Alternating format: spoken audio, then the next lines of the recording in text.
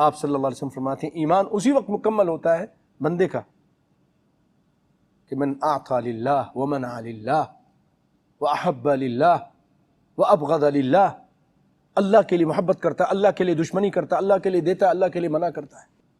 یہ اس باتیں بتا کے آپ نے فرمایا فقط استکمل الایمان، اس کا ایمان مکمل ہوا ہے۔ اوقات رکھیے، نبی صلی اللہ علیہ وسلم رکھتے تھے، لیکن سچی محبت انہی سے رکھے جو سچے قرآن حدیث کے ماننے والے ہیں۔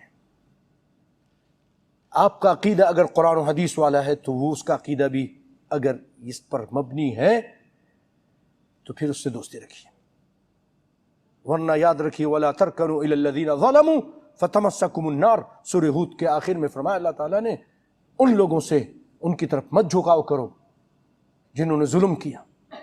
کوئی عقیدے میں ظلم کر رہا ہے، کوئی نبی کی حدیثوں کے ساتھ ظلم کر رہا ہے، اور آپ ان کو اپنا ہم نوالا ہم پیالہ بنا رہے ہیں۔ ایسا نہ ہو کہ آپ کا حشر ان کے ساتھ ہو جائے پھر قیامت کے دن، جو حدیث کے منکر ہیں یا جو قبر کے پجاری لوگ ہیں، جو عقیدے میں بھائیو ایسے غلط عقیدے۔ اب قرآن جی یہ ہم سب قرآن کی وہ ہوتا ہے، قرآن پڑھتے ہیں اور ایک عام سا ترجمہ ہو جاتا ہے، لیکن جو عقائد ہیں وہ حلولی عقیدہ، جو کفر کا عقیدہ ہے وہ ان کے اندر پایا جاتا ہے کہ ہر چیز اللہ ہے، اللہ ہر جگہ ہے۔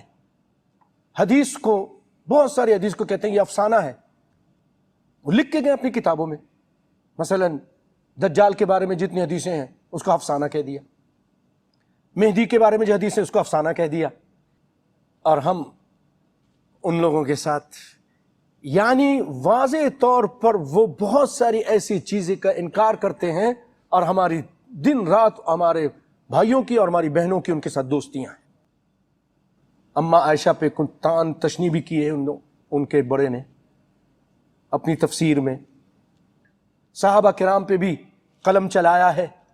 تو اللہ کے لیے میں نام لیے بغیر کہہ رہا ہوں، جس کے اندر ایسی صفات دیکھیں اس کے لیے پھر سچی محبت نہ ہو، اتنا ہو کہ میں اس کو بات پہنچاؤں۔ یہ بھائیو یہ سودا ہے آخرت کا، جنت اور جہنم کا معاملہ ہے، ہمارا کام ہے پہنچا دینا۔ اللہ مجھے بھی ہدایت دے، دین پہ استقامت دے، آپ کو بھی استقامت دے۔ ہاں بھائی۔